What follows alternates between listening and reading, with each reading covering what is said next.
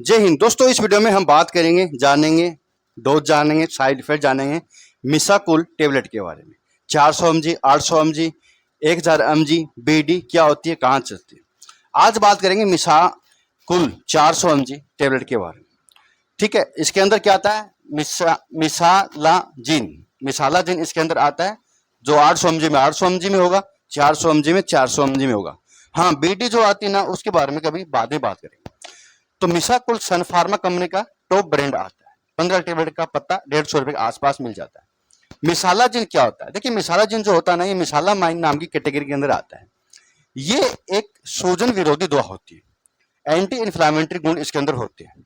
ये वहां पर दी जाती है जहां पर आईबीएस या आईबीडी या फिर क्रोहन डिजीज होती है। आंत की प्रॉब्लम में कहे तो आंत कौन सी, बड़ी आंत। बड़ी आंत में कई बार जो रेक्टम साइड होती है, जो मलाशय होता है ना, उस साइड में व्यक्ति को सूजन आ जाता है। अब वो कई कारण से हो सकता है, कोई इन्फेक्शन से हो सकता है, खाने पीने की प्रॉब्लम के कारण ऐसा हो सकता है, ज़्यादा गैस बनने से ऐसा हो सकता है, कब्जे के कारण ऐसा हो सकता है, कुछ अलग कारण भी ऐसा हो सकता है। बड़ी आंत होती है ना, उसको हम कोलोन भी कहते हैं।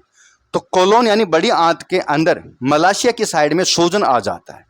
तो उस सूजन के कारण व्यक्ति को पेट दर्द होता है, कब्जी होती है, दस्त लगते हैं और फ्लोटनेस या गैस बनती है, जलन होती है।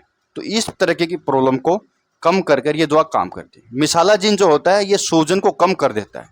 जैसे कि क्रोहन डिजीज भी आईबीडी की तरह ही होता है, इरिटेबल बोवल डिजीज। तो ये जो होता है ना, ये एक तरह का सूजन की बीमारी होती है जो बड़ी आंत में होती है। और जिस व्यक्ति को होती है उसको पेट दर्द बहुत ज़्यादा रहेगा, उसको खाने पीना नहीं लगेगा, कब्ज करेगा या फिर दस्त लगेगा। इस तरह की बीमारी के अंदर ये लक्षण होते हैं। तो उसका इलाज करने के लिए डॉक्टर इस दवा को दी जाती है, ओरली ली जाती है। 400 mg में आती है, 800 mg में आती है, 1000 mg तक की आती है। इनके अलावा सपोजिटरी भी आती है लगाने के लिए, और इनके अलावा ये ना दूसरे कंटेंट के साथ मिक्स भी आती है। तो अच्छा टॉपिक है, ब्रांड भी अच्छा है, लेकिन ये हाई प्रिस्क्राइब होता है, ऐसे आपको नहीं यूज़ करना। आईबीएस प्रॉब्लम भी यही होती है, आईबीडी होना या फिर क्रोहन डिजीज होना, ये बड़ी आंत का ही रोग होता है। दो तरह की आंत होती है, छोटी आंत और बड़ी आंत।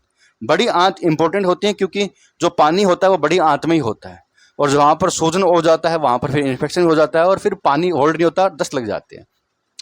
अब समझते हैं भाई इसकी क्या डोज होती है। तो भैया देखिए, इसकी डोज हमेशा डिपेंड करती है बीमारी के ऊपर। इसकी डोज व्यक्ति में दिन में 1 भी हो सकती है, व्यक्ति को दिन में 2 भी हो सकती है, खाने के बाद भी ली जा सकती है, खाली पेट भी ली जा सकती है। तो ये आपके डॉक्टर के हिसाब से आपको देना है, खाने के बाद दिया या खाली पेट दिया है। हाँ, इसके थोड़ी बहुत साइड इफेक्ट देखने को मिल सकते हैं। कई बार जब हम इसको लेते हैं तो फ्लोटनेस आ सकती है, यानी पेट का फूलना, गैस बन सकती है, या फिर डायरिया, दस्त लग सकते हैं, आपको पेट दर्द करवा सकता है, क्रैम्प महसूस हो सकते हैं। थोड़े बहुत साइड इफेक्ट है इसके, लेकिन ऐसा नहीं कि सभी में होते हैं। लेकिन अगर आपको साइड इफेक्ट महसूस हो रहे हैं ना, तो आपको डॉक्टर को जरूर बताना है। और इस दवा का यूज़ तभी कीजिएगा जब डॉक्टर ने दिया हो। इसका डोज उतना ही लीजिएगा जितना डॉक्टर ने दिया हो। खाली पेट दिया हो तो खाली पेट लीजिएगा, खाने के बाद दिया तो खाने के बाद लीजिएगा। ये थोड़ी लंबी दी जाने वाली दवा होती है, तो घबराने की बात नहीं है। कोई प्रॉब्लम अगर हो भी गई है तो उसका इलाज ये कर देगा, ठीक हो जाओगे।